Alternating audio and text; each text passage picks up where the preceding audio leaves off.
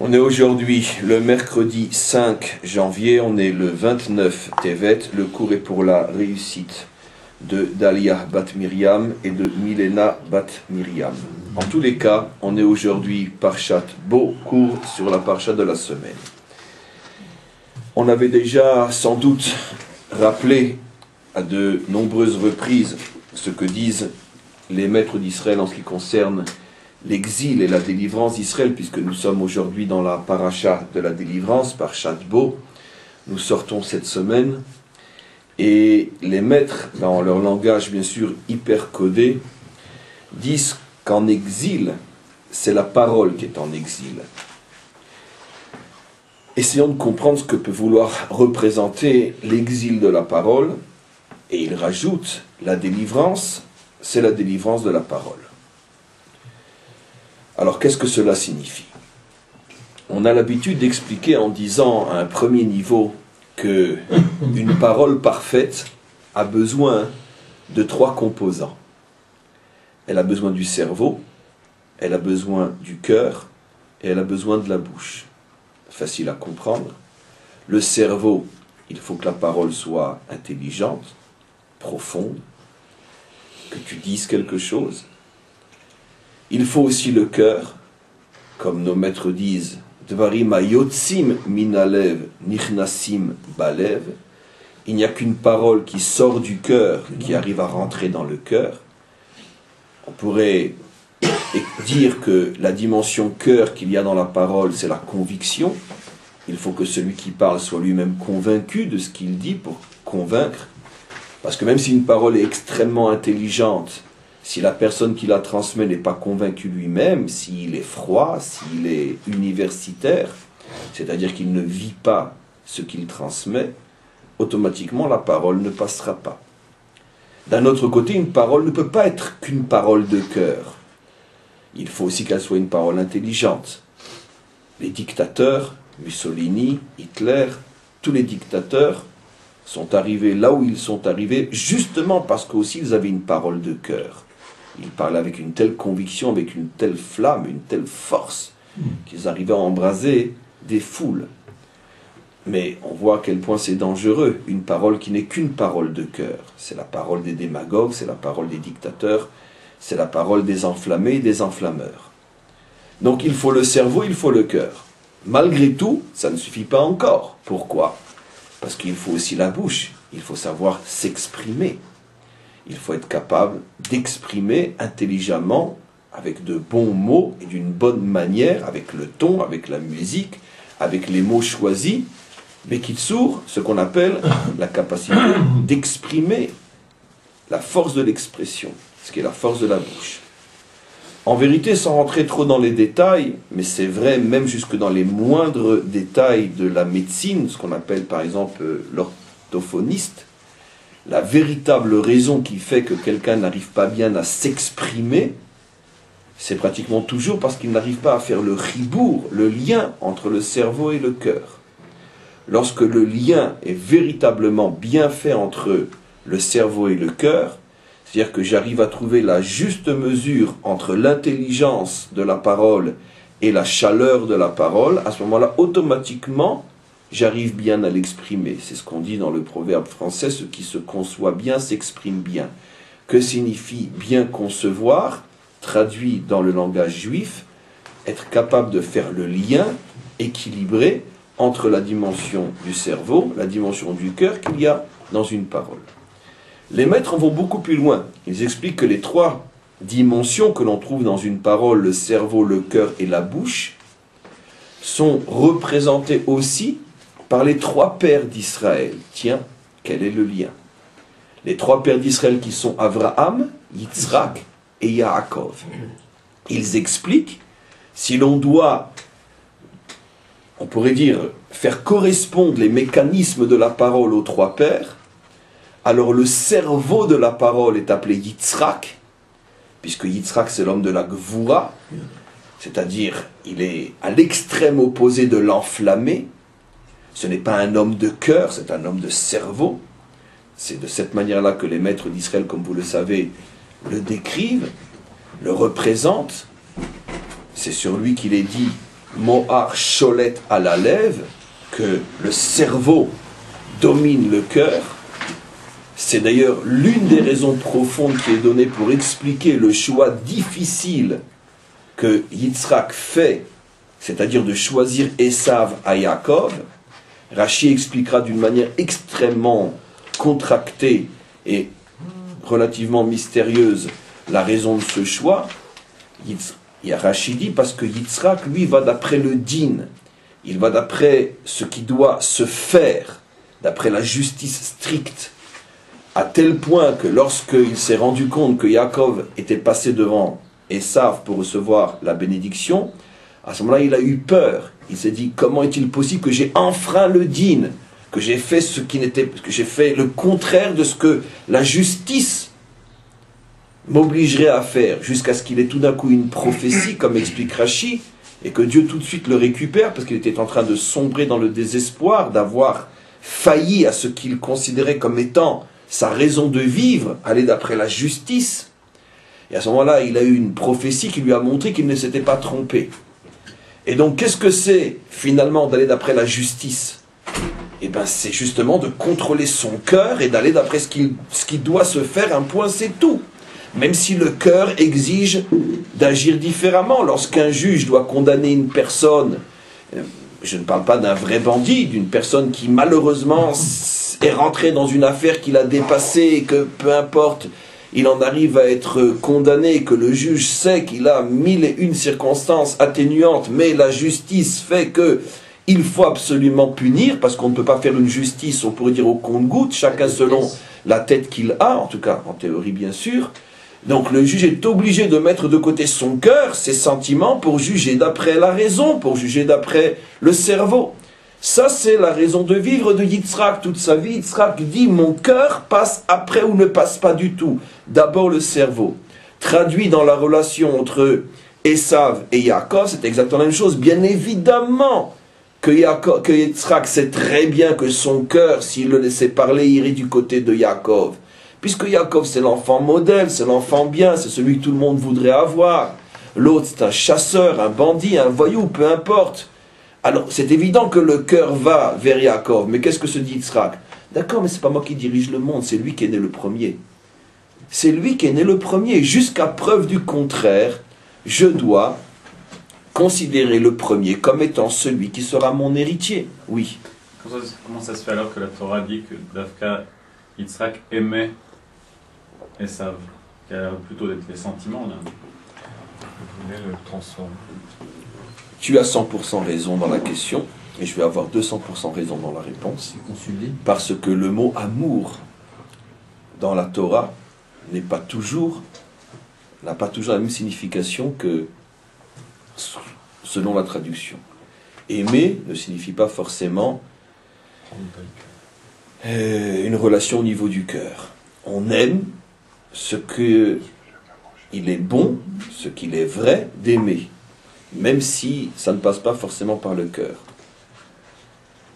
L'une des meilleures preuves que l'on peut apporter à cela, et ne me dites pas le verset dit le contraire de ce que je dis, parce que question de comprendre ce que je vais dire, Ve'ahavta et Hashem Elokecha, tu aimeras Hashem ton Dieu. S'il y en a un d'entre vous qui me dit qu'il aime Hashem comme il aime sa femme, ses enfants, ou tout simplement un bon steak frites, je dirais il se ment et il ment. Ça passe pas par le cœur, c'est absolument évident. On aime, on adhère, on s'engage, on suit, on est prêt même à mourir pour lui. C'est évident. Je pense que la plupart d'entre nous sont prêts à mourir pour lui, plus encore que pour sa femme et ses enfants. Parce que pour un juif, c'est la seule et unique raison de vivre. Dieu est ce qu'il nous demande de faire pour lui. La preuve, c'est que ça fait partie des 3 choses pour lesquelles il faut se laisser tuer, plutôt que d'être idolâtre. Mais d'un autre côté, c'est absolument évident qu'on ne frissonne pas et on ne ressent pas et on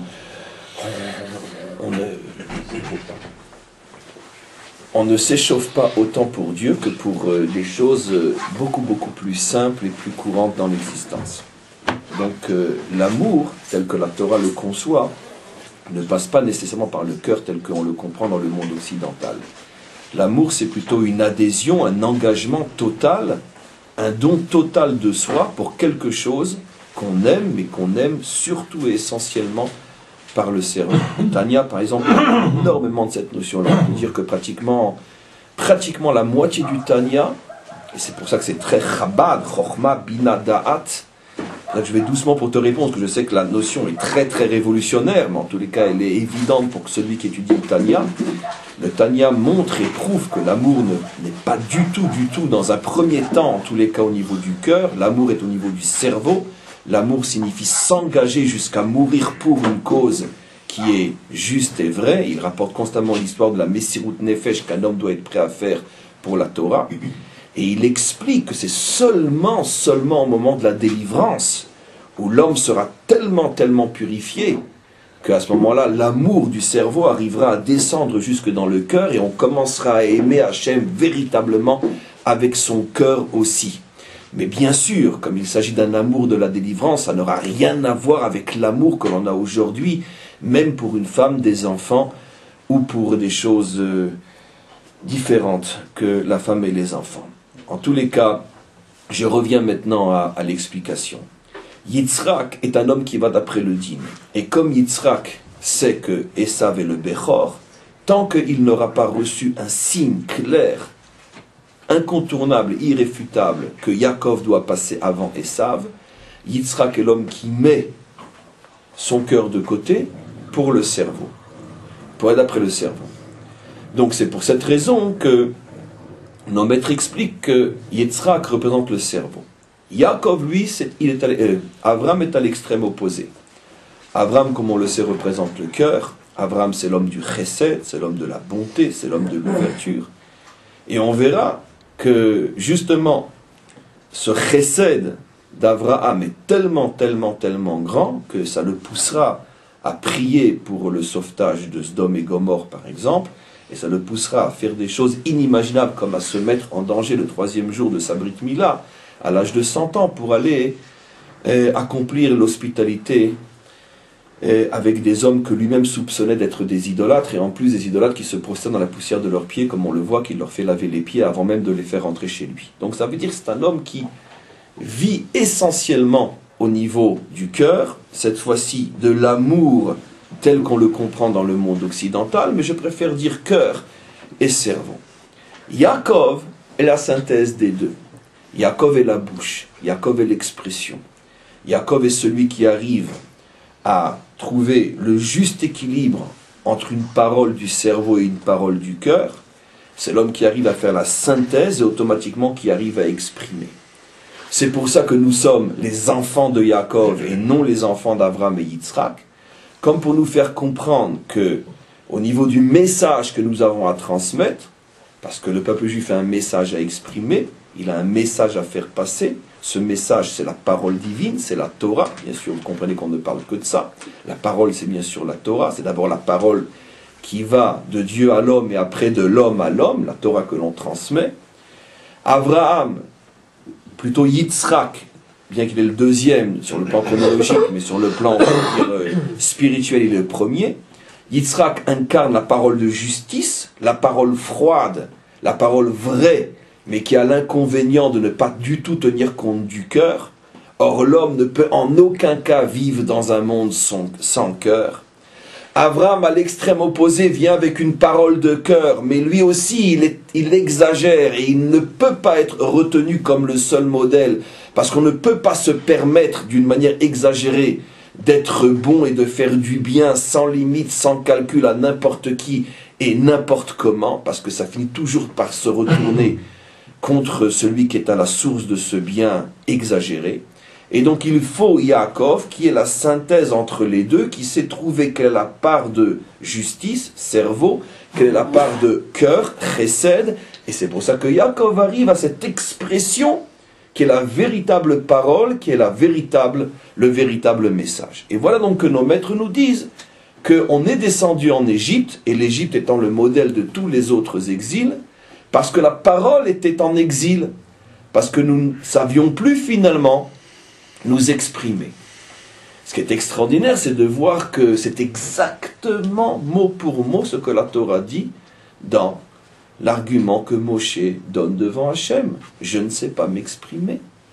Il n'a pas dit « je ne suis pas intelligent ». Il n'a pas dit « je n'ai pas le cœur pour parler ».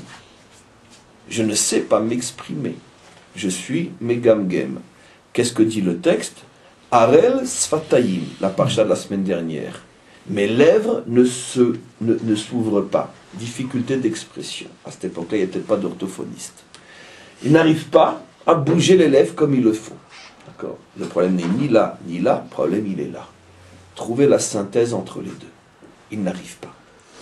Jusqu'à ce que Hachem le guérisse, en lui disant « c'est moi qui te permettrai de parler ». Et où on voit véritablement que Moshe est guéri, on le voit dans le dernier livre de la Torah, qui s'appelle comment? Devarim. Hele ha-devarim asher diber Moshe. Voici l'exploit d'expression de Moshe lui-même. C'est la différence entre le dibour et la amira. La amira, c'est la parole en tant que telle. Le dibour, c'est la manière dont tu le dis. Deux personnes peuvent dire la même chose, ils ont la même amira, mais ils n'ont pas le même dibour, ils ne l'ont pas dit de la même manière. L'expression chez l'un est plus forte, passe mieux, et plus intéressante que l'expression chez l'autre. La amira est la même, ils ont dit la même chose, ils ont expliqué le même texte. Ils s'étaient d'ailleurs mis d'accord ensemble pour savoir qu'est-ce qu'ils allaient dire. La amira est la même, le dibour n'est pas le même. Moshe dit « Lo ish devarim anochi » je ne sais pas m'exprimer. J'ai pas un problème au niveau de la amira, je sais exactement ce qu'il faut dire. Mais je ne sais pas comment le dire. Hachem va le guérir, et le dernier des 5 livres de la Torah, qui comme on le sait est le plus haut de tous, s'appelle Devarim, Hele ha-devarim asher diber Moshe. Voici donc les paroles exprimées par Moshe. Alors il va falloir bien sûr comprendre tout ça. Pour l'instant, finalement, ce n'est même pas les préliminaires des préliminaires du cours. Qu'est-ce que c'est cette histoire-là? C'est très intéressant sur le plan intellectuel de voir, bon, les 3 parties de la parole, Abraham, Isaac, Jacob, on retrouve le problème chez Moshe. On voit donc que l'exil est lié à le bégaiement de Moshe. C'est pas vraiment un bégaiement, c'est une difficulté d'expression. Au moment où on commence à sortir, il va vers sa guérison, jusqu'à la guérison totale avec le 5e livre de la Torah, c'est-à-dire un midrash explicite qui lie la délivrance d'Israël à la guérison de Moshe. Mais qu'est-ce que ça veut dire à un niveau beaucoup, beaucoup plus profond? Alors, on va d'abord se servir des modèles cachés, secrets, mystérieux et complètement codés de la Kabbalah, et après on va les déchiffrer, les rattacher à notre niveau bien sûr, et on va les faire rentrer dans l'histoire biblique, jusqu'à aujourd'hui, si Dieu veut. Au niveau des codes, on pourrait dire complètement scellés et secrets des maîtres de la Kabbalah, quand je dis les maîtres de la Kabbalah, je ne parle que d'un à l'origine, qui est le Ari HaKadosh. Le Ari HaKadosh a créé tout un code extrêmement mystérieux et nous dit la chose suivante. Il était une fois où existait ce qu'on appelle les lumières de la bouche. Les lumières de la bouche qu'on appelle dans la Kabbalah, pour ceux qui savent un petit peu et qui seront encore plus demain, qu'on appelle le Olam Akudim. Akudim, qui vient du mot Akoud, qui vient du mot Aked, Akeda, Akedat Yitzhak. Que signifie Akedat Yitzhak? Vous allez tous traduire faussement par le sacrifice de Yitzhak. Vous êtes tous victimes de la traduction criminelle. Akedat Yitzhak signifie l'attachement de Yitzhak. On a attaché Yitzhak. Tous les traducteurs traduisent par le sacrifice, c'est leur problème.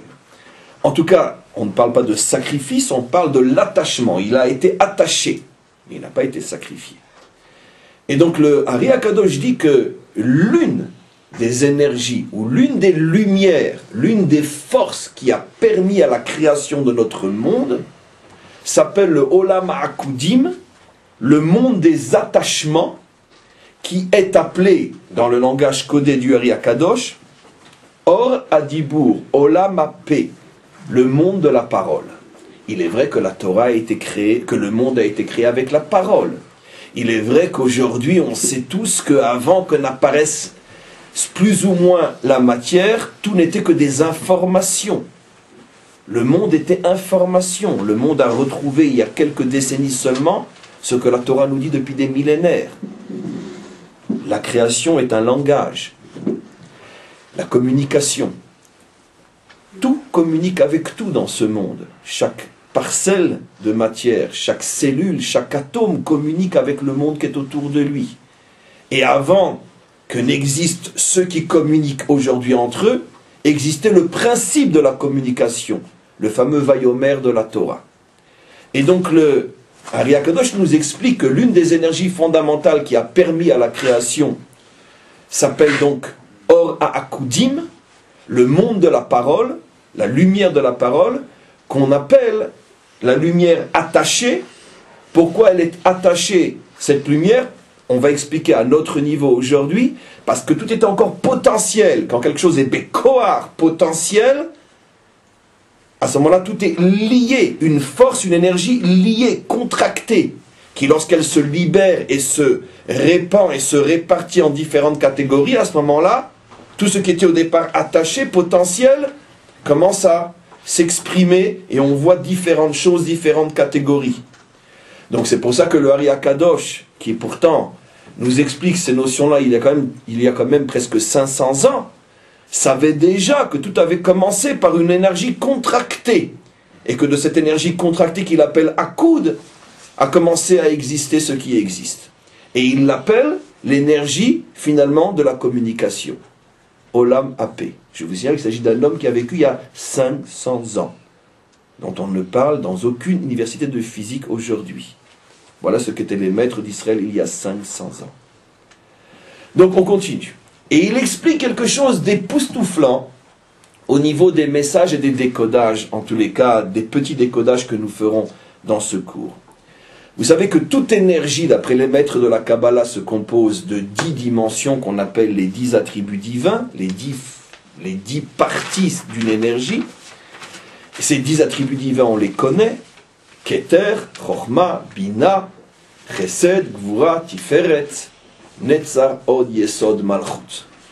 Globalement, 10 niveaux d'une même énergie, surtout dans le Olam HaAkudim, puisqu'on a expliqué que cette énergie était contractée, elle était liée. Donc il explique lui-même que sache que quand je te dis, toujours il parle à des gens qui comprennent ces codes, donc en vérité c'est un langage de sourds. Il dit à ceux qui veulent bien l'écouter, sache que quand je te dis qu'il y avait 10 niveaux dans cette lumière, c'est une manière de parler, puisque je viens de te dire qu'elle était entièrement contractée, cette lumière-là. J'ouvre une parenthèse. Vous savez pourquoi on parle de Kabbalah pure comme ça? Si on pouvait de temps en temps entendre les cris de notre âme, surtout dans nos générations où on se rapproche plus vite encore que la vitesse de la lumière de la délivrance finale, si on pouvait de temps en temps entendre notre âme qui hurle tellement elle est affamée, assoiffée d'entendre ces notions-là, qui étaient les seules notions qu'elle entendait avant de descendre sur terre, et que maintenant, étant dans l'opacité et la prison de ce corps, elle n'entend plus parler que de choses que l'esprit cartésien comprend directement, et que cette âme est véritablement affamée de ces paroles-là.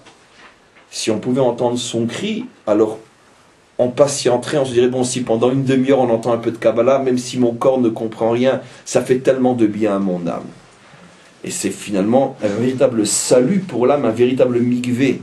Nos maîtres disent que de la même manière que quand un homme se trempe dans un bain rituel, il ne voit, ni ne ressent, ni ne comprend rien de ce qui lui arrive, mais on sait plus ou moins que pour l'âme, c'est un bénéfice inimaginable, pour la raison pour laquelle on va au mikvé avant le Shabbat ou avant les fêtes, parce que l'âme, si l'homme n'est pas rentré dans le mikvé, l'âme ne recevra pas la lumière de la fête de la même manière. Exactement de la même manière, lorsque l'âme, dans le corps, entend les paroles, des paroles qui ont trait au secret profond de la Torah, même si le corps, lui, ne comprend rien, l'âme, elle, s'immerge dans cette lumière qui est la lumière des secrets de la Torah, et ça lui fait un bien inimaginable. On ne peut même pas imaginer les forces qu'elle prend à ce moment-là. Donc soyons gentils avec notre âme, elle aussi, elle a besoin, finalement, il y a des cours et des cours et des cours et des cours, sauf de cours qui s'adressent au corps. Si de temps en temps un cours s'adresse à l'âme, rendons-lui un petit peu ce dont elle a tellement besoin. Je referme la parenthèse. En tous les cas, on continue. Il explique que dans cette énergie de la parole contractée, se trouve déjà aussi contractée d'une manière potentielle, Bekoar, ces 10 structures de Keter à Malchut.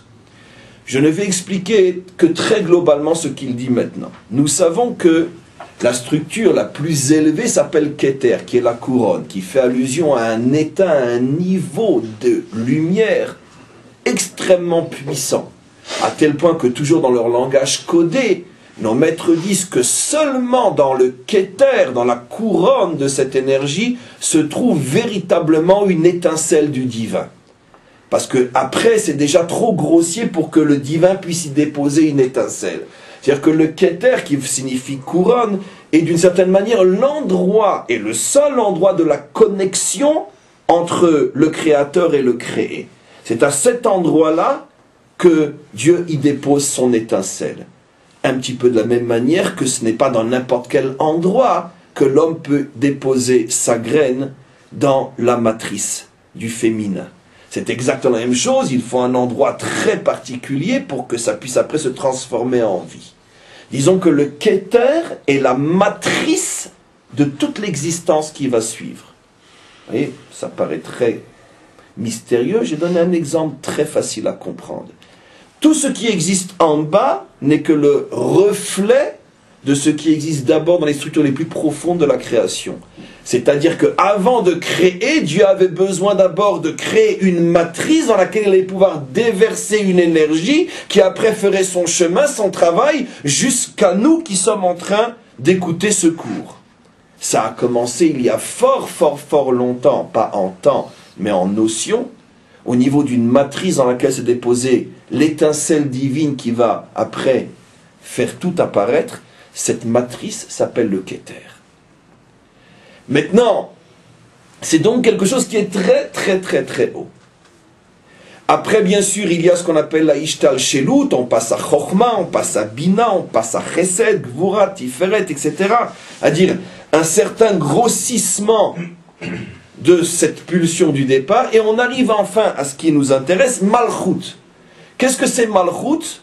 Malchut, c'est le dernier, le plus bas, le plus éloigné des attributs divins, qui représente, on pourrait dire, la force qui est la plus proche de notre monde. C'est-à-dire que au niveau de Malchut se trouve déjà, bien qu'on parle de la Malchut à un niveau extrêmement haut, se trouvent déjà toutes les structures du créé. Et donc il ne serait pas faux de dire que la différence entre Keter et Malchut, c'est que Keter contient les structures du créateur et Malchut contient les structures du créé. Dit dans un autre langage plus proche de nous, Keter représenterait surtout du or, de l'énergie, Malchut représenterait surtout du Keli, du réceptacle. C'est-à-dire que la vie, l'existence, c'est une composition, une réunion d'énergie et un réceptacle, un atome qui est la première, plus ou moins, forme de réceptacle, à l'intérieur duquel il y a une telle énergie que si tu le fissures, tu fais tout sauter. Quelque chose d'infiniment petit qui contient quelque chose d'infiniment grand. Et donc, c'est exactement, si vous voulez, ce qui se passe dans cette structure-là. On a tout en bas Malchut, qui si on devait le représenter, on pourrait dire que ça correspond à l'atome lui-même, la matière de l'atome, et Keter qui correspond à cette énergie qui finalement se trouve dans l'atome. Maintenant, le problème est, nous apprend le Hari, et là vous allez voir que même si on ne comprend rien que le dire et l'entendre nous montre, entre autres, en face de qui on est. Mais d'où ces hommes savaient ça, sans laboratoire, sans possibilité de faire des expériences? Mais d'où? Où était leur laboratoire pour rentrer avec une telle minutie dans les moindres détails du laboratoire de Dieu? Puisque tout ce que les savants après vont faire sur Terre, ce n'est que reproduire sans le savoir des parties du laboratoire de Dieu. Le Ari Akadosh était le Einstein d'en haut, et plus encore. Il nous a montré ce qui se passe dans le laboratoire du maître du monde. Et qu'est-ce que dit le Ari Akadosh? Sache que dans le Olam HaKudim, dans ce monde de la parole, dans ce monde finalement des informations qui a précédé la matière, il y a volontairement, bien sûr, une anomalie que Dieu a fait rentrer dans son monde de messages. Écoutez bien l'anomalie. Bien que on devrait passer des milliers de cours à expliquer chacune des étapes qui mènent à ce que je vais vous dire maintenant, qui sont des centaines de pages dans la Kabbalah, mais je vais aller directement au résultat pour vous l'expliquer. Il explique que Dieu a fait rentrer une anomalie dans ce monde des Hakoudim, une anomalie qui va servir de base à tous nos problèmes après sur terre. Problème voulu, pensé, pour que l'on puisse exister selon le projet de l'histoire tel que Dieu l'a prévu. Il dit la chose suivante. Le Keter a été créé de sorte à être un or sans Kéli, une énergie sans réceptacle. À l'extrême opposé, dans ce monde des Hakoudim, la Malchut a été créée pour être un Kéli sans or, un réceptacle sans lumière. Et entre les deux, les 8 autres attributs ont été créés avec eux aussi un dysfonctionnement, puisque les deux extrêmes sont en état de dysfonctionnement total, une énergie sans réceptacle. C'est quoi une énergie sans réceptacle? Ben, c'est Hiroshima. Eh ben oui, c'est ce que ça veut dire. C'est le seul modèle qu'on a pour l'instant, heureusement. C'est Hiroshima, une énergie sans réceptacle. On a sorti l'énergie de son réceptacle et tout explose. Alors, je vois les savants ici faire comme ça, etc. Je suis obligé de simplifier, non, parce que déjà ce que je dis, c'est déjà tellement compliqué pour moi et je pense pour beaucoup aussi. Donc je suis obligé d'asseoir ce que je dis avec certains exemples, même si évidemment, quelqu'un qui a fait de véritables études sait très bien que ce que je dis doit être énormément nuancé. Mais très globalement, dans le schéma de la grande masse, à qui s'adresse ce genre de cours, nous tous, on est obligé de rester dans l'imprécis pour asseoir ces notions-là, malgré tout, qui, même comme je le dis, n'est pas complètement faux. Simplement qu'évidemment que l'énergie continue à avoir un réceptacle, mais il est différent. L'énergie quantique, il y a une disparition d'énergie. C'est-à-dire que le réceptacle, il n'est même pas Hiroshima. Hiroshima, on est dans un système qui est cerné, alors que l'énergie quantique, elle part, on ne sait pas où elle part. Et elle revient. Ça, je dis encore une fois. Le Kéli est encore plus magique. Il y a, tu as 100% raison, il y a des millions et des millions de nuances et de manières de voir ce que j'explique. Mais très globalement, le problème du Keter dans le Olama Hakoudim, c'est que c'est une énergie extrêmement puissante, puisqu'elle contient l'étincelle du divin, mais elle est en quête de réceptacle. Elle n'a pas de réceptacle, cette énergie-là. Ce concept-là a été créé par Dieu lui-même. À l'extrême opposé, encore une fois, la Malchut, qui est un réceptacle, mais qui est sans énergie. Ce serait intéressant de savoir pourquoi l'une on l'appelle royauté et l'autre on l'appelle couronne. Et entre les deux, un autre dysfonctionnement extraordinaire. Regardez comment ce savant a pu comprendre ce qui se passait dans le laboratoire des premiers instants de la création. Les 8 autres sont des réceptacles qui contiennent une énergie. Ce qui serait très intéressant, pendant que je suis en train de parler, je suis en train de penser que finalement, ce qui serait très intéressant, c'est que de vrais grands savants écoutent ce cours et nous disent après à quoi ça correspond au niveau des connaissances d'aujourd'hui, à quoi ça correspond dans le monde d'en bas. C'est des notions qui sont forcément vraies, puisque ce sont des notions de Torah. Et il faut forcément que la science, la vraie, les retrouve quelque part dans les laboratoires de notre monde bien concret. Et donc, quel est le dysfonctionnement qui existe au niveau des 8 autres? C'est qu'elles sont toutes des lumières dans des réceptacles, mais figurez-vous avec un dysfonctionnement, en ce sens que les lumières ne sont pas dans le bon réceptacle. C'est-à-dire que chaque lumière se trouve dans un réceptacle qui est plus élevé qu'elle-même. C'est-à-dire, la lumière de la Chokhma se trouve dans le réceptacle du Keter. J'explique. J'ai expliqué que la lumière du Keter n'a pas retrouvé son réceptacle. Mais chaque lumière a un réceptacle, puisque le monde a été créé avec la lettre Bet, Bereshit, qui veut dire que le monde a été créé selon le principe d'une âme dans un corps, une énergie dans un réceptacle. Tout ce qui existe a forcément une dimension énergétique et une dimension réceptacle. Donc si l'énergie Keter existe, le réceptacle Keter existe aussi. C'est ce qu'on a expliqué, ou ce que le Ri Akadosh explique, c'est que Dieu n'a pas voulu mettre cette énergie dans son réceptacle. Mais le réceptacle est là. qu'est-ce que Dieu a fait? Il a pris l'énergie Chokhmah et il l'a mis dans le réceptacle Keter. C'est-à-dire qu'il a pris l'énergie qui normalement, l'énergie Chokhmah devrait être dans le réceptacle Chokhmah. Mais comme le réceptacle Keter était vide, il a surélevé l'énergie Chokhmah et l'a mis dans le Keter. Après il a pris Bina, il l'a mis dans Chokhmah, Chesed dans Bina, et ainsi de suite. Et c'est pour ça que puisque tout est rehaussé et déséquilibré, là est l'énergie et là est le réceptacle, automatiquement, il y a une énergie sans réceptacle Keter, et un réceptacle sans énergie, Malchut. Puisque l'énergie de Malchut, elle était mise dans quel réceptacle? Yesod. Donc, Malchut se retrouve un réceptacle sans énergie. Voilà, donc finalement, ces trois choses sont liées l'une à l'autre. C'est parce que Dieu n'a pas voulu mettre l'énergie Keter dans son réceptacle Keter que automatiquement tout va se trouver de la manière suivante. Keter, énergie sans réceptacle, en bas Malchut, réceptacle sans énergie, et les 8 autres, chacun un réceptacle, une énergie, mais avec une énergie qui est dans un réceptacle qui ne lui correspond pas, en ce sens que le réceptacle est plus haut que son énergie. Voilà. Donc finalement, et c'est avec ce monde que Dieu a créé le nôtre.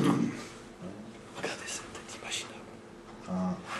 Quand le Ari Akadosh nous dit, quand Dieu dit Vayomer, il a parlé pour créer, qui est une métaphore bien sûr.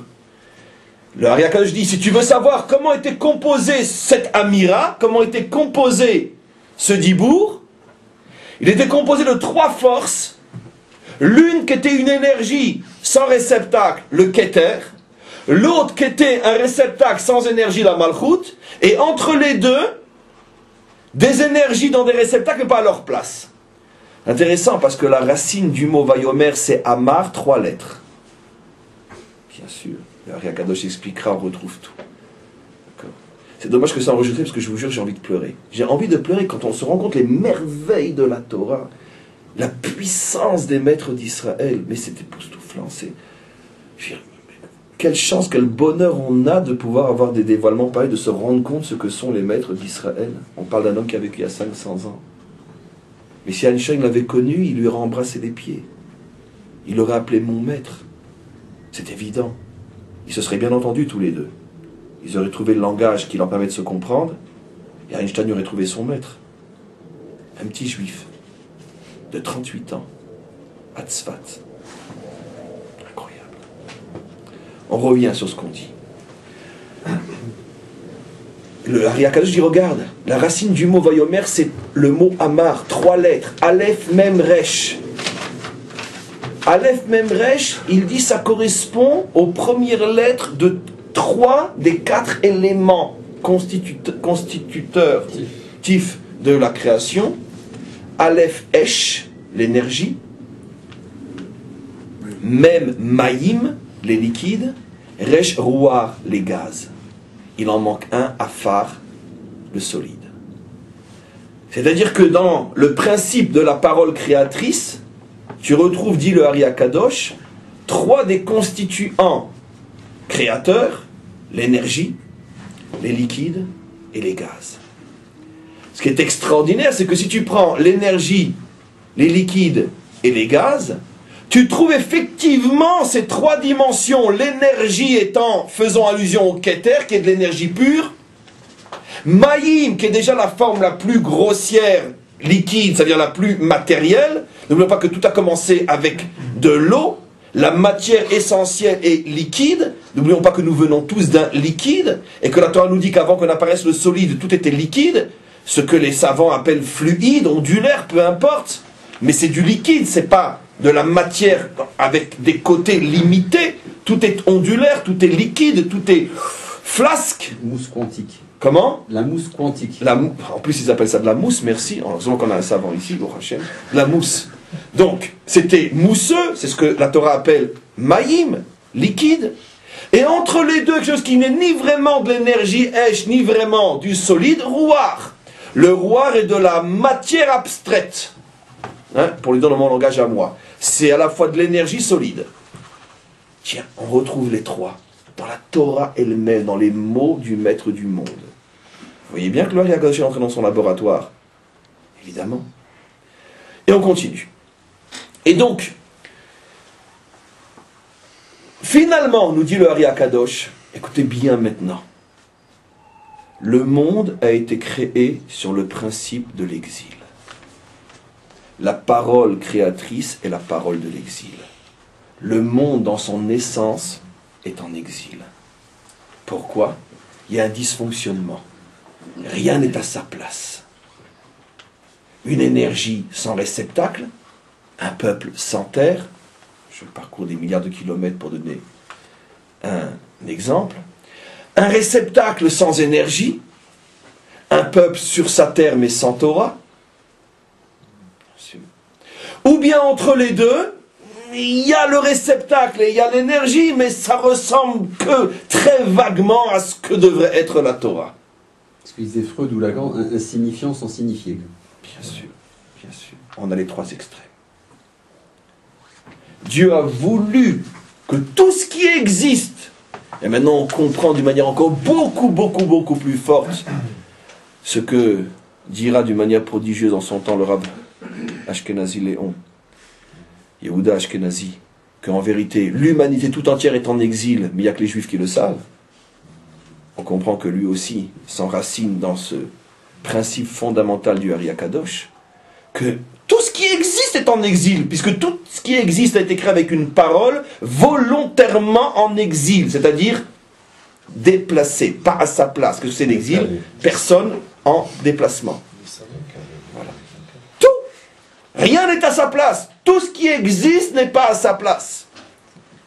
Simplement que Dieu va choisir un peuple qui lui va avoir la chance, le bonheur, merci mon Dieu, de le savoir. Et de pouvoir l'expliquer comme aucun autre peuple ne pourra le faire. Car seuls nous, juifs, sommes véritablement les savants de la création. Nous savons tout parce que nous avons reçu la Torah. Et en plus, notre histoire correspond à ce que nous savons.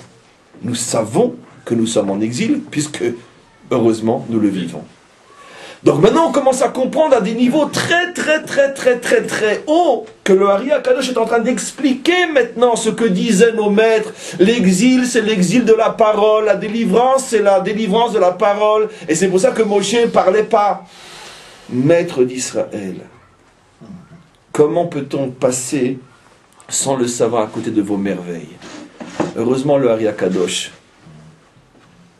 a rendu gloire aux maîtres d'Israël en déchiffrant leurs secrets et en expliquant que les maîtres d'Israël faisaient en vérité allusion à l'essence même de la création qui est l'exil de la parole. L'exil en ce sens de dysfonctionnement. Ce qui veut dire que... On n'a même pas encore commencé le cours, je vous préviens. Ce qui veut dire que, finalement, on va se retrouver dans un monde en exil. Et l'exil du monde est symbolisé par trois types de problèmes. Soit tu as dans ce monde, et je vais maintenant au raccourci qui est l'essentiel du monde, l'homme. Soit tu as des hommes, bien que ce que je dis au niveau de l'homme est vrai même au niveau des particules qui se baladent dans le cosmos. Seulement que l'homme étant le microcosme, le résultat, le réceptacle de tout ce qu'il y a avant lui, c'est chez lui que ça va vraiment prendre tout son sens. Parce que la particule qui est en exil dans le cosmos n'est en exil que pour permettre à l'homme de l'être aussi, qui lui est composé de ces particules aussi. Et donc, qu'est-ce qu'est l'exil de l'homme? Tu auras sur Terre soit des hommes qui sont des énergies sans réceptacle, soit des hommes qui sont des réceptacles sans énergie, soit des hommes qui sont des réceptacles avec des énergies qui ne sont pas à leur place.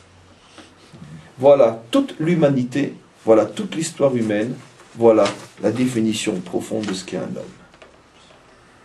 En vérité, l'homme fondamental et les trois à la fois, pas forcément en même temps, des périodes dans sa vie où il est Keter, du Olama Akudim, alors on va parler comme les Mekoubalim, on va parler entre gens initiés. Keter, du Olama Akudim, comment vous traduisez en français?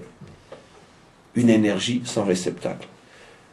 Un autre moment dans sa vie, il sera Malchut du Olam HaAkudim. Comment vous traduisez en français? Un réceptacle sans énergie. Un autre moment dans sa vie, il est les 8 sphirotes du Olam HaAkudim. Qu'est-ce que vous direz? D'énergie en circulation. une énergie qui n'est pas à sa place. Qui n'est pas à sa place. Et c'est un gros problème en tant que tel, qui n'est pas moins que le problème d'une énergie sans réceptacle ou d'une énergie. C'est un problème, on pourrait dire, ouais, mais ces 8 là ont au moins gagné qu'ils ont trouvé un endroit. C'est un problème en tant que tel, comme on va expliquer. C'est les 3 formes d'exil. En dehors de ça, il n'y a pas d'homme. Celui qui va tout réparer, c'est Mashiach. Qu'est-ce qu'il fait Mashiach? Il dit, mais c'est vrai, pas vrai ici. Qu'est-ce qu'il fait? Il prend le réceptacle de Keter, il sort la Chokhmah et il met Keter dedans, et il rétablit tout, et Malchut retrouve son réceptacle, ou plutôt l'énergie Malchut retrouve son réceptacle Malchut. Il remet le monde à l'envers, à l'endroit. Enfin, à l'envers. Non, comme vous voulez. Ça fait penser à une histoire extraordinaire que Rabbi Nachman de Breslev, dans les fameux 13 contes, rapporte une histoire extraordinaire, où il résume toute cette histoire-là. Il fait allusion à tout le cours d'aujourd'hui, et des milliards et des milliards de fois plus, où il explique, avec une image dont seul lui a le secret, que qu'est-ce qu'il va faire le Mashiach? Il ressemble à quelqu'un devant lequel on présente le trône du roi. Mais le roi sait, parce qu'il l'a reçu en songe, je ne sais plus exactement l'histoire, peu importe, mais le roi sait que ce trône-là, si tous les éléments du trône sont mis à leur bonne place, va sortir de ce trône un nigoun, une mélodie tellement puissante qu'elle va guérir le monde entier. La mélodie de la délivrance, la fameuse 10e Shira. Et tous ces sages essayent de trouver quelle pièce ne serait pas à sa place. Jusqu'à ce que vienne le sage libérateur qui est le Mashiach. Le roi, c'est bien sûr Hachem. La symphonie qui sort du trône, c'est la lumière de la délivrance. Le trône, c'est le monde lui-même, qui est le trône de Dieu. Simplement, il faut qu'on lui permette de s'y asseoir. Et qu'est-ce qu'il fait, dit Rabbi Nachman? Il trouve, ce savant, qu'une fleur décorative qui se trouvait au pied, tout en bas, sa place, elle est tout en haut. Il prend la fleur, et il la prend du pied, et il l'amène en haut. Et tout d'un coup, la mélodie de la délivrance. Et le roi s'assoit sur son trône, il a retrouvé son trône. Oh, maître d'Israël, mais d'où sortez-vous? D'où sortez-vous? Rabbi Nachman de Breslev. C'est quoi la fleur? La fleur. Quel est le premier mot du Zohar? Le premier mot du Zohar, Kashoshana ben Achochim, une rose parmi les ronces. Une rose parmi les ronces. Knesset Israël, qui est tout en bas, piétinée par tous les peuples. Elle remonte tout en haut, à côté de la trône, à côté de la tête du maître du monde. Une des explications, la plus simple, la plus évidente, mais ça fait allusion à tellement d'autres choses. Mais entre autres, ça fait allusion à la malchoute, à la royauté, puisque la royauté, comme on le sait, est comparée à une fleur. Malchoute paix aussi. Malchoute paix, Torah Shebéal paix, etc. Donc en tous les cas, cette histoire contient tout le cours d'aujourd'hui. Tout le truc est de savoir comment remettre les choses à leur place. Comment? C'est ce que va faire le Mashiach. Il va se rendre compte que finalement, la création est en exil. C'est pas Israël qui est en exil. La création est en exil. Dieu lui-même est en exil, puisque sa parole est en exil.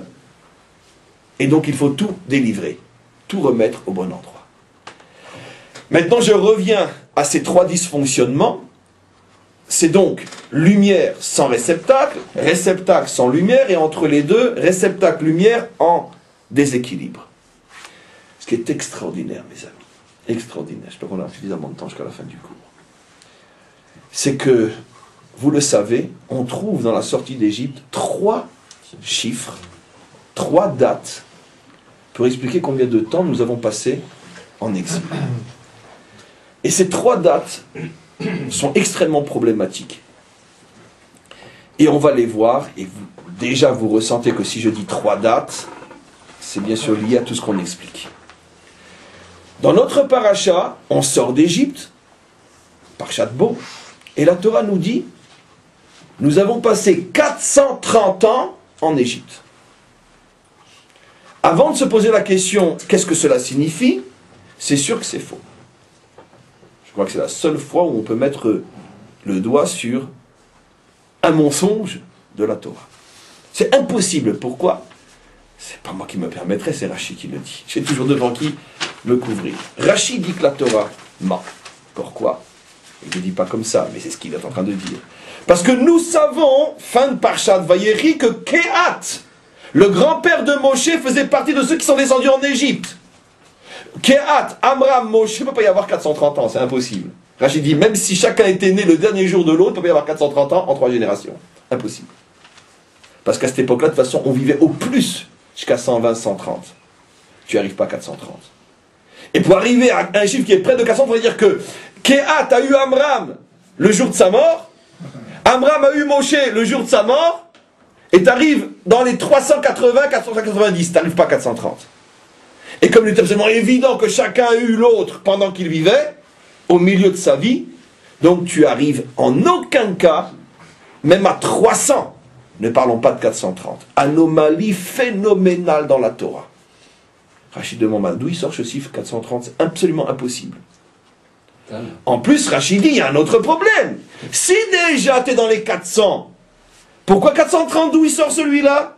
Il y a une seule fois où la Torah dit le chiffre 400, c'est au sujet d'Abraham, Parshat Lech Lecha, Yodea teda kiger iye zaracha be'eretz lo lahem ve'avdu otam mea arba me'od shana. Et tu sauras que ta descendance sera en exil pendant 400 ans. Rachid dit de toute façon, ni 400 ni 430 on comprend. Parce que de toute façon, au plus, ils sont restés dans les 200 ans en Égypte. On le sait, 210. Mais de toute façon, si déjà rapporter un chiffre faux, alors prends celui qui est explicitement faussement dit dans la Torah, le chiffre 400. Mais 430, d'où il sort? Et on se retrouve avec 4 chiffres, dit Rachid. 430, 400, et celui qu'on connaît tous, qui est le seul vrai, 210. On a passé 210 ans en Égypte, d'où on le sait. C'est ce que Yaakov dira à ses enfants. Redou Shama, descendez là-bas pour aller chercher des provisions pendant la période de famine.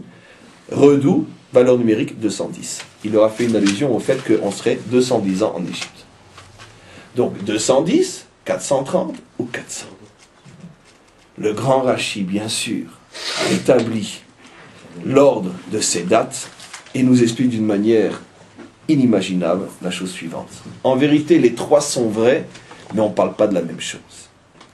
Il y a effectivement un commencement qui a eu lieu il y a 430 ans, un commencement qui a eu lieu il y a 400 ans, et un commencement qui a eu lieu il y a 210 ans, par rapport à moment où on parle qui est la sortie d'Égypte.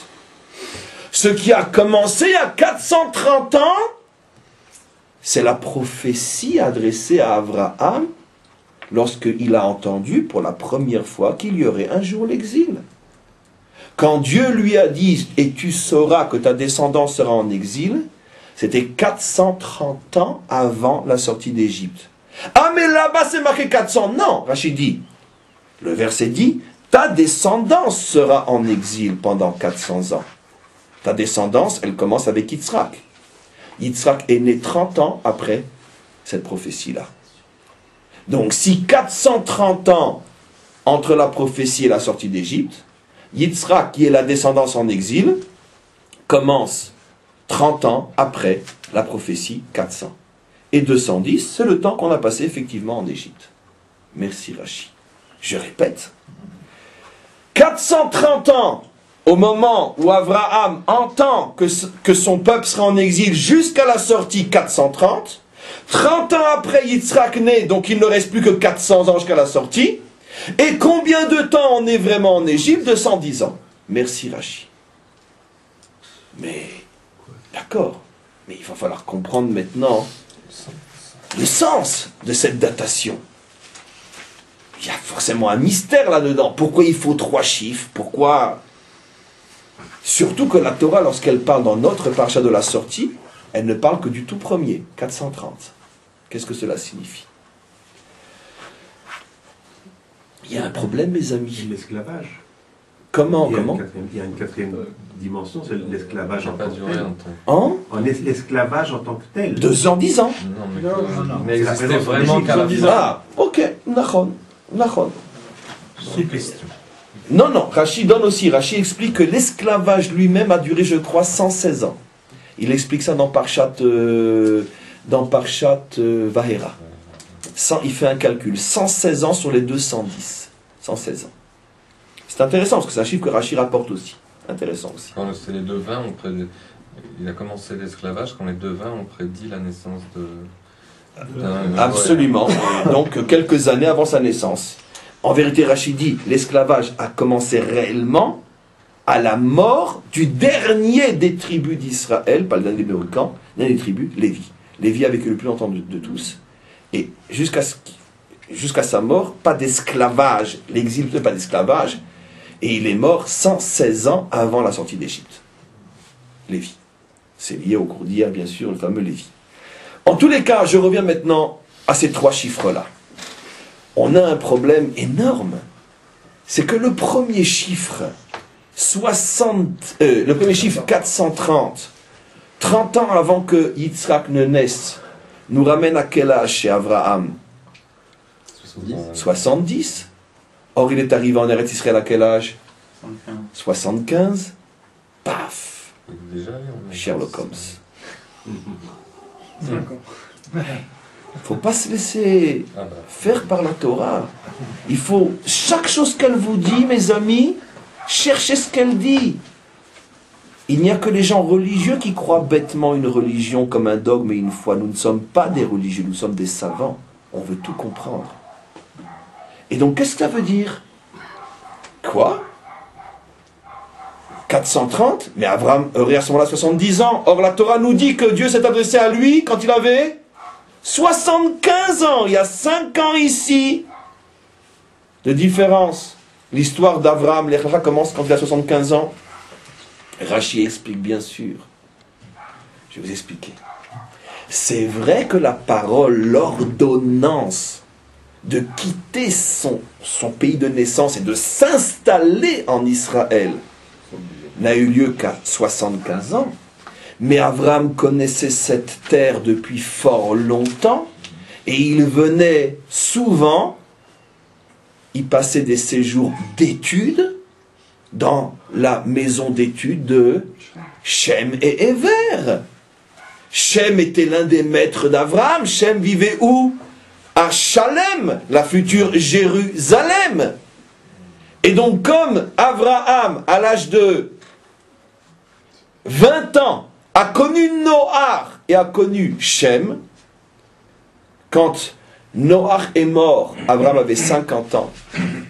Il a appris la Torah auprès de Noach pendant 30 ans. Et quand Noach est mort, juste avant, son maître lui a dit, maintenant tu continueras chez mon fils Shem. Où se trouve ton fils? En Israël, Eretz Knaan. Ça faisait donc depuis l'âge de 50 ans qu'Abraham faisait des allers-retours en Eretz Knaan, qui d'ailleurs à cette époque-là était encore Eretz Shem, c'est encore bien avant l'envahisseur cananéen, Eretz Shem. Et Abraham connaissait cet endroit. Et lors de l'une de ses visites de plusieurs mois où il étudiait la Torah dans les tentes de Shem et Héver, il avait 70 ans, il ne se doutait pas encore que dans 5 ans, Dieu lui dirait « Maintenant tu y restes ». J'imagine après un cours où il a eu besoin de partir méditer dans les montagnes autour de Jérusalem, les belles montagnes qui nous entourent, va savoir, quand on va se promener des fois sur une de ces montagnes-là, peut-être va savoir qu'il y a eu ce dévoilement-là.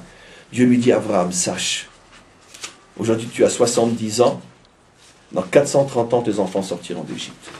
Globalement, c'est ce qu'il lui a dit.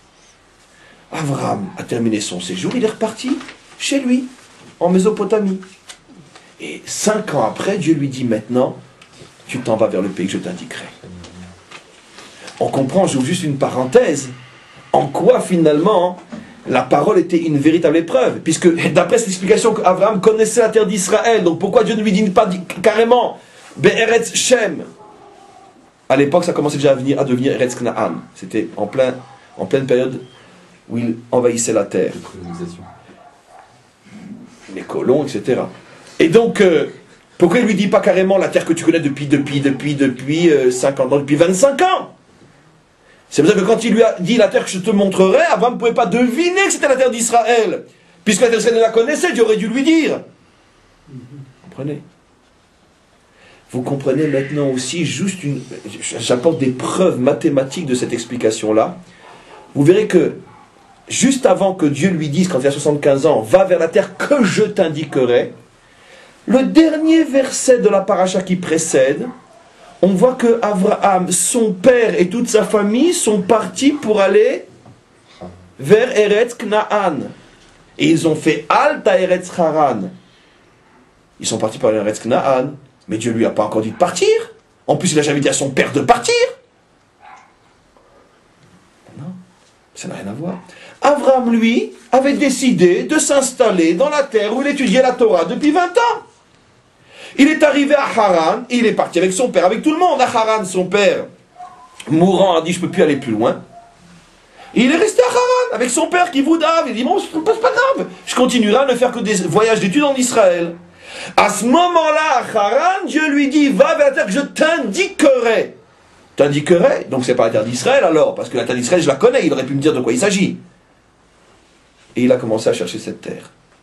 Jusqu'à ce qu'il arrive aussi à nouveau en Eretz Knaan pour tout simplement un voyage d'études. Et là, je lui dis, mais non, tu restes là. C'est là que je veux que tu t'installes. Vous voyez, c'est comment l'histoire fonctionne, c'est très intéressant grâce à tous ces commentaires-là. En tout cas, maintenant, je reviens. Alors maintenant, on commence à avoir une lumière inimaginable sur tout ce qu'on explique. Puisque 430 ans avant la sortie d'Égypte, le chiffre que la Torah retient correspond au moment où Abraham ne vit pas encore sur la terre d'Israël. Au moment où il reçoit cette prophétie, il n'est qu'un touriste, il n'est pas encore citoyen israélien. Il ne vit pas encore là-bas. Il ne vit même pas encore à Haran, qui est déjà plus proche de nous. Il vit encore à Ur-Kasdim, au fin fond sud de la Mésopotamie, à des milliers de kilomètres d'Israël. Haran, c'est déjà du côté de la Syrie, c'est plus proche. Et c'est là qu'il s'entend dire, sache que ta descendance sera en exil, etc. Mais il ne vit pas encore ici. Après la naissance de Yitzhak, commencent les 400 ans. Yitzhak, lui, ne va jamais de sa vie quitter la terre d'Israël. Et après 210 ans, Israël en Égypte. On retrouve donc finalement ces trois chiffres qui correspondent à trois moments essentiels que je répète. 430 correspond à Avram.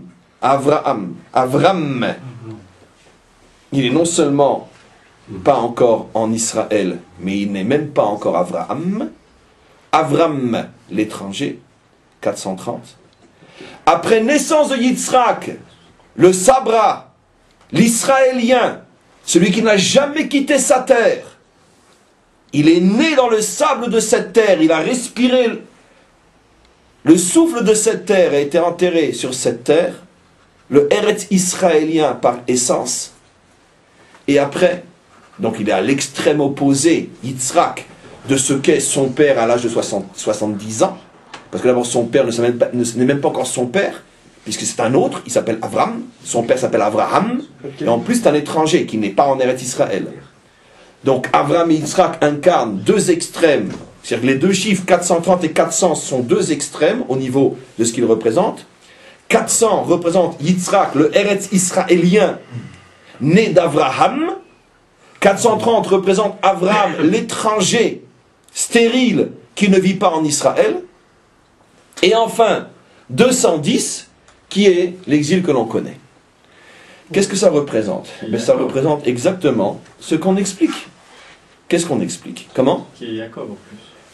Et bien sûr, et chiffre 210, merci, bien sûr, chiffre 210 qui est bien sûr finalement le troisième qui est Jacob. C'est Jacob qui descend en Égypte, évidemment, c'était tellement, j'ai oublié de le dire. Évidemment, le troisième chiffre, c'est bien sûr Jacob, donc on a les trois chiffres. 430 est lié à Abraham, 400 est lié à Yitzhak, 210 est lié à Jacob. Et on a tout. On a tout compris. L'exil de la parole,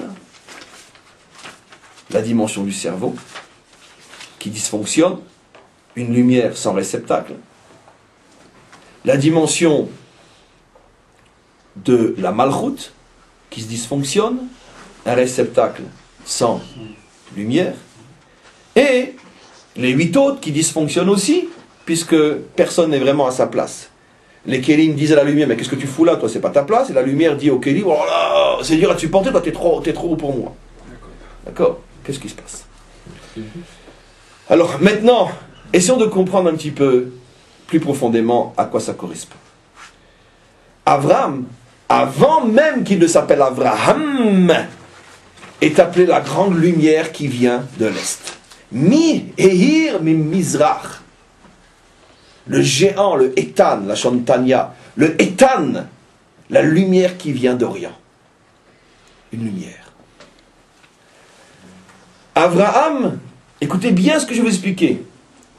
L'une des raisons profondes, peut-être même méconnues d'Abraham, mais qui est, comme on le sait, chaque chose sur le plan physique prend souvent racine dans des dimensions psychologiques profondes de l'être humain, l'une des raisons profondes, écoutez bien, vous ne l'avez jamais entendu, pour laquelle Abraham était stérile, il ne voulait pas d'enfant. Il voulait un message universel. Il ne voulait pas racier son message. Il ne voulait pas le particulariser. C'est pour ça que Abraham va avoir tellement de mal à accepter la circoncision. C'est pour ça qu'Abraham va demander conseil auprès de ses 3 amis et que seul Mamré lui dira « circoncis-toi ». Abraham demande à 3 non-juifs s'il doit, oui ou non, se circoncire, dit Rachi. Et pour récompenser Mamré d'avoir encouragé Abraham à se circoncire, Dieu va se révéler sur son territoire, Be'elon Mamré. Et Rachi dit pour le récompenser d'avoir aidé Abraham à accepter ce commandement. Mais pourquoi Abraham ne veut pas se circoncire? Puisqu'il ne veut pas se couper. Abraham, au départ, c'est l'universel. C'est le ni juif ni grec. Tout le monde est identique. Il vient avec le message messianique dans toute sa pureté absolue et théorique. Il y a de la place pour tout le monde. C'est tellement fort chez Abraham qu'il n'arrive même pas à faire un enfant. Pourquoi? Parce que s'il a un enfant, tout se rétrécit. La preuve, c'est que je vous demande, il a un enfant à l'âge de 100 ans. Toute sa vie, Abraham a enseigné le monothéisme autour de lui.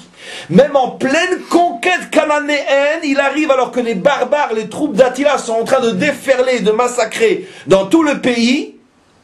Sans peur et sans reproche, il construit un autel sur lequel il monte et il dit « Cette terre sera un jour à moi. Et de plus, il faut servir le Dieu un. » C'est pour ça qu'on dit « Magen Avraham ». Dieu a eu besoin de le protéger parce qu'il était fou ce bonhomme. Magen Avraham, on ne dira pas Magen Yitzhak ni Magen Yaakov, Magen Avraham. Tout le monde voulait sa peau. Pourquoi? Il n'avait peur de personne. En pleine conquête cananéenne, il se met en plein milieu, il dit, vous inquiétez pas, il n'y a qu'un Dieu, qu'un peuple, et cette terre est à nous. Point, c'est tout. Magen Avraham. Dieu doit le protéger parce qu'il se met constamment en danger. Un homme qui diffuse la Torah, un homme qui diffuse le monothéisme, un homme qui se bat contre l'idolâtrie dans le monde entier. Même quand il a quitté Haran et qu'il est venu en Israël, Iman Nefesh Asherasu Becharan, avec tous ses élèves. Il est tellement puissant qu'il est arrivé à prendre le fils de Nimrod et en faire son plus grand élève, Eliezer. Je ne comprends pas, Abraham, où ils sont passés tous tes élèves? Où ils sont tous? Quoi, il te reste que Yitzhak? Où ils sont tous? La question n'est pas de moi et le de Rachi. Où ils sont tous tes élèves? Non. Il a compris que Hachem voulait que pour l'instant, ça passe par un tzimtzum, Yitzhak, la Gvura. Tiens, on est en train de reproduire le schéma de la création. Et on revient à Henri Akadosh. Il était une fois, nous dit ce maître, où la lumière infinie de Dieu se répandait à l'infini. Et Dieu ne pouvait pas créer un monde fini dans une lumière infinie. Il a fait le tzimtzum, il a contracté, pour laisser un champ libre à l'apparition des mondes. Il était une fois un homme qui s'appelait Abraham, qui aimait tellement les hommes et qui était tellement universel que ça l'a même, on pourrait dire, empêché d'avoir un enfant. Il était l'homme de tous les hommes. Et Dieu lui a dit, contracte-toi, fais sortir de toi un enfant qui sera incarné par la mida de la Gvura du Tzimtzum. Circoncis-toi, coupe-toi, mais Dieu, je ne veux pas, je suis l'homme de tout le monde. Mais Abraham, tu ne comprends pas. Pour être d'abord l'homme de tout le monde, il faut d'abord être l'homme de toi-même. Et tant que tu ne seras pas l'homme de toi-même, tu ne pourras pas être l'homme de tout le monde. tu seras l'homme de personne. Et donc tu dois passer par cette contraption, et après tu deviendras le peuple de la délivrance, dans lequel tu fais rentrer tout le monde, sans disparaître toi.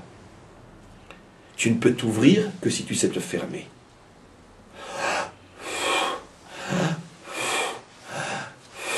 Tac, tac, tac, tac, tac, tac, tac, tac. La vie. Fermeture, ouverture, fermeture, ouverture. Juif universel, juif universel, juif universel. Avraham, Yitzhak, Avraham, Yitzhak, Avraham, Yitzhak. Voilà comment ça fonctionne. Avraham, pas Avraham.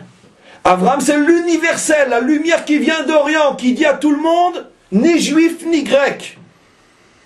Tout le monde a de la place, et la même place. Nous sommes tous les enfants d'un même bon Dieu. Ishmaël est né quand il s'appelait Abraham ou Abraham? Abraham, bien sûr.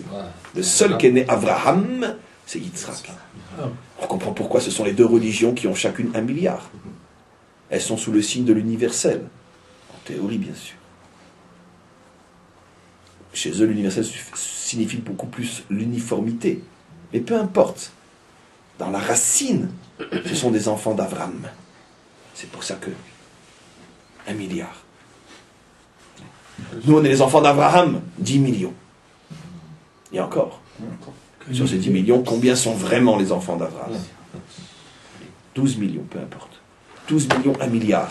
Les enfants d'Abraham, les enfants d'Abraham. Comment l'histoire correspond à tous ces schémas-là? On revient maintenant. Abraham, lui, représente le Keter. Le Keter du monde de la parole des origines. Une lumière, mais sans réceptacle. Il n'a pas d'enfant. Il n'a pas d'héritier. Il n'a pas de terre. Il n'en veut pas. Il ne veut pas. C'est pour ça que la première épreuve vers la terre que je te donnerai est une véritable épreuve. Abraham ne veut pas de terre. Abraham ne veut pas de terre. Abraham, c'est le juif qui jusqu'à aujourd'hui dit, mais nous sommes porteurs d'un message universel. Juif à Paris, juif à New York, juif à Miami, juif à Londres, juif pour les hommes, avec ou sans kippa sur la tête. C'est d'ailleurs d'autant plus dangereux quand c'est avec une kippa sur la tête, bien sûr. Ça, c'est Abraham. Mon message, il est pour tous les hommes. Je suis un homme de la terre, pas l'homme d'une terre. Ça, c'est Abraham. Quand Dieu lui dit, non, je veux que tu sois l'homme d'une terre, Abraham dit, mais je vais crever, tu vas m'étrangler. C'est impossible, mais il accepte. Il commence à comprendre que pour s'ouvrir, il faut d'abord se fermer. C'est extraordinaire. Mais c'est exactement le schéma de la naissance. Ah, ce qu'on est bien dans le ventre de sa mère. On ne peut pas imaginer plus grande largeur que ça. Mais pour pouvoir sortir vers une largeur encore beaucoup plus grande, il faut passer par un canal tellement étroit. C'est le phénomène de la vie, bien sûr. Abraham est universel, mais Dieu sait qu'il est universel, mais que comme dans le ventre d'une mère. Je veux te donner beaucoup plus encore, Abraham. Je veux vraiment que tu sois bénédiction pour toutes les familles de la terre. Super Dieu, allez viens on fonce. Non, t'as rien compris. Maintenant tu vas passer tout le restant de ta vie par un tout petit canal dans lequel tu vas te sentir tellement étroit. Une toute petite terre, minuscule, la plus petite des terres, pas plus grande que l'Alsace ou la Lorraine. Et de cette terre-là va sortir l'universel. C'est très dur pour Abraham, c'est sa première épreuve, il accepte. Il a tout compris. Donc Abraham incarne le Keter du Olam HaKudim, la lumière, mais sans réceptacle. Et c'est pour ça que c'est générateur d'exil. 430. Yitzhak, lui, il a la terre. Il n'est jamais sorti de la terre. Il a le réceptacle, mais il n'a pas la lumière. Pourquoi? Parce que qui c'est qui est propriétaire de la terre? Les Cananéens, pas lui. Toute sa vie, il va être le témoin, le spectateur d'une occupation. Une vraie, Une vraie. et il n'aura rien. Rien de cette terre. C'est extraordinaire. C'est le seul qui n'a pas quitté la terre d'Israël, et c'est le seul sur lequel il est dit Eretz Megurei Aviv. La terre où son père était étranger. C'est qui son père? C'est dit à Jacob, sur Yitzhak. Bah, je comprends pas. Mais c'est le seul qui n'a jamais quitté la terre d'Israël. Pourquoi tu dis Eretz Megurei Aviv? Regarde-toi, plutôt tu as été chez Laban, tu as été en Égypte. Abraham, n'en parlons pas. Il est arrivé ici qui a 75 ans. Non. Parce que être dans sa maison étranger, c'est le pire des exils. D'accord. Être à Jérusalem et faire attention de ne pas se tromper de rue, sinon on risque de ne plus jamais revenir à la maison, dans sa propre ville. C'est arrivé il n'y a pas longtemps, des petits jeunes qui se sont égarés. Ils ont tourné à droite, tourné à gauche. Ils ont failli les trois mourir. 2 jeunes, 2 garçons et une fille. Dans Jérusalem, je n'ai pas dit Ramallah ou Haza, dans Jérusalem. Ça, c'est aussi une forme d'exil insupportable. Dans ma maison, je suis étranger. Dans ma maison, je dois me protéger. Ça, c'est l'exil que va vivre Yitzhak. Ben oui, partout où il va, il creuse des puits, on vient, on lui rebouche. T'es pas chez toi, dégage. Mais toi, je comprends pas, mais c'est ma terre. C'est pas ta terre, dégage. Toute sa vie, il est poursuivi sur sa propre terre. Il va connaître l'exil du réceptacle sans lumière. Un réceptacle rempli d'obscurité. Après, les enfants d'Israël, Yaakov. Eux, qu'est-ce que c'est? Les tribus d'Israël, les enfants d'Israël, ils sont en Égypte. Ils sont une nation. Écoutez bien ce que je vais dire. Ils sont un peuple. Ils ne sont pas encore une nation.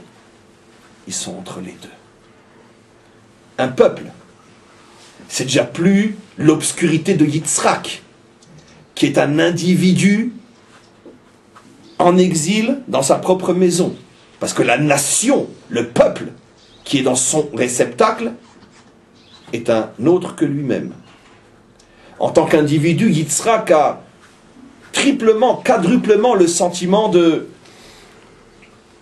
solitude totale. Il n'est rien. Un individu va savoir où il sera demain.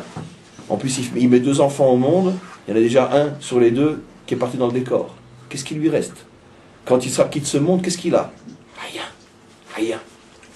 Et si jamais après ma mort, Esav tue Yaakov, comme il a juré de le faire, en plus Yaakov s'en va chez Lavan, qu'est-ce qui va devenir là-bas? Qu'est-ce qui va lui arriver? Israël, même en Égypte, a déjà un avantage énorme sur Yitzhak. Un peuple, ça disparaît pas. Un peuple, c'est déjà plus solide. Mais d'un autre côté, ils ont aussi la dimension Abraham. Ils ne sont pas encore une nation, ils n'ont pas encore la terre, ils sont entre les deux. Entre les deux. Ils ont une qualité que Yitzhak n'avait pas, ils sont un peuple. C'est-à-dire que la lumière commence à apparaître, l'avenir est là, on le voit déjà. C'est pas comme Yitzhak qui lui doit s'imaginer une chose qui est tellement loin que seule la prophétie peut lui permettre de croire. Tandis que Israël, lui, est déjà un peuple maintenant, en plus un peuple qui voit déjà se réaliser une bonne partie des promesses divines. Ils n'ont pas disparu en Égypte, mais ils sont encore sans terre, un peuple qui n'est pas encore une nation. Ils sont entre les deux. En vérité, ce que la Torah nous montre ici par ces 3 chiffres-là, c'est qu'on a finalement les 3 formes d'exil. On pourrait encore expliquer sans fin. Et comme je vais encore ajouter une petite notion, je ne vais pas expliquer plus. Abraham incarne celui qui a l'idée, mais qui n'a aucun réceptacle pour l'accomplir. Abraham représente l'utopiste, le rêveur, l'idéaliste, Keter, sans Kéli. Ça veut dire quelque chose d'énorme, de très très beau, de très très fort.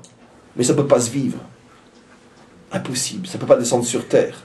L'universel tel que Abraham en veut, va vite se transformer en cachot de l'Inquisition ou en Shoah sur la terre chrétienne. C'est impossible universel dont rêve Abraham.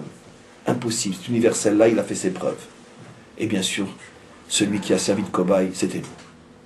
C'est évident. Ça, c'est l'universel d'Abraham. Yitzhak, d'un autre côté, il incarne le réceptacle, mais il n'y a pas de lumière dedans. Si je dois traduire dans l'histoire à quoi correspond Yitzhak, ben c'est une nation israélienne à laquelle il manque encore tellement de lumière pour remplir ces réceptacles tellement beaux, tellement extraordinaires. Ce qui se trouve dans ces réceptacles n'est pas encore la lumière de Yaakov. Ça, c'est Yitzhak. Il a l'endroit. Il est attaché à l'endroit. Il développe l'endroit. Il civilise l'endroit. C'est quoi le symbole de la civilisation de Yitzhak? Les puits. Il met de l'eau. Il construit des routes, des maisons, tout. Mais qui est dedans? Les Cananéens. C'est pas encore l'identité de Yaakov à 100%. Une autre forme d'exil. Et finalement après, Yaakov, qui lui est celui qui récupère les morceaux, il reprend l'idéal d'Abraham, le réceptacle de Yitzhak, il crée un peuple, il sort d'Égypte et il part à la conquête de sa terre. Ça veut dire que la troisième étape, celle de Yaakov, n'est possible que si on a bien sûr les deux premières. Oui. Je vous pose une question pour renforcer l'idée de la comparaison pour Yitzhak. C'est que le symbole de l'État d'Israël, c'est la menorah, mais pas allumée. C'est extraordinaire. C'est magnifique. C'est magnifique. C'est magnifique. Magnifique. Et c'est que si déjà tu prends le symbole de la menorah, ton symbole est tellement fort, une menorah, il lui manque juste de l'allumer, c'est éblouissant. C'est éblouissant qu'à le dire. C'est magnifique. Mamash magnifique. Mais si on va dans cette symbolique-là aussi, il y a une autre symbolique, qui est, vous savez qu'il y a une très grande marloquette sur les branches de la menorah. Est-ce qu'elles sont courbes ou est-ce qu'elles sont droites? Il y a des avis qui disent qu'elles sont droites. Chez Chabad, par exemple, on fait toujours attention d'avoir une menorah qui est droite. Et d'autres avis pensent qu'elle est courbe, comme la menorah qu'on a d'Israël. Et dans la symbolique de droit et courbe, on a aussi cette chose-là. Pour l'instant, la symbolique, elle est courbe. Et un jour, elle deviendra droite. Yaakov, Israël. C'est exactement ça. Ça veut dire que ce n'est pas une marloquette. Les deux avis sont justes. Comme on le sait très bien, toute discussion entre les maîtres d'Israël ont toujours un macor. Ceux qui représentent la menorah courbée font allusion à la dimension de Yaakov. Et ceux qui représentent la menorah, parce que Yaakov veut dire tordu, droite, font allusion à la dimension de Israël. Yachar, droit. Le peuple juif en temps d'exil, la menorah d'aujourd'hui est donc pas allumée. Et la menorah au moment de la délivrance, ou dans le temple, le troisième temple, elle sera droite et allumée. Bien évidemment. Donc Yaakov et Yachar. Donc c'est incroyable comment dans les moindres symboliques, c'est extraordinaire.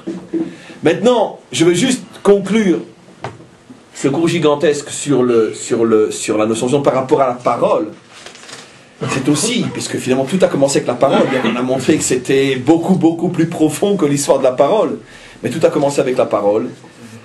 Ça veut dire que pour chacun d'entre nous aussi, la délivrance ou la construction de la délivrance ou l'apparition de cette force libératrice commence aussi avec la bouche. Ça veut dire la bouche dans son rapport à la Torah. Ça veut dire étudier une Torah qui tient compte à la fois du mohar, du cerveau, du lèvre, du cœur et de la bouche, qui est donc l'expression. Ces trois parties de la Torah, en vérité, vous direz, oui, il y a 4 parties dans la Torah, mais ces 3 parties de la Torah font allusion, bien sûr, mohar, la compréhension, lèvre, le vécu, et la bouche, la transmission.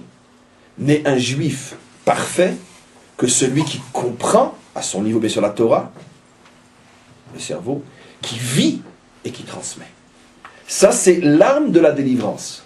Plus il y a de juifs qui font l'effort de comprendre, de ressentir, vivre et de transmettre, ce sont eux, au niveau bien sûr spirituel, comme chaque chose commence en haut avant de s'incarner en bas, c'est ça le juif de la délivrance.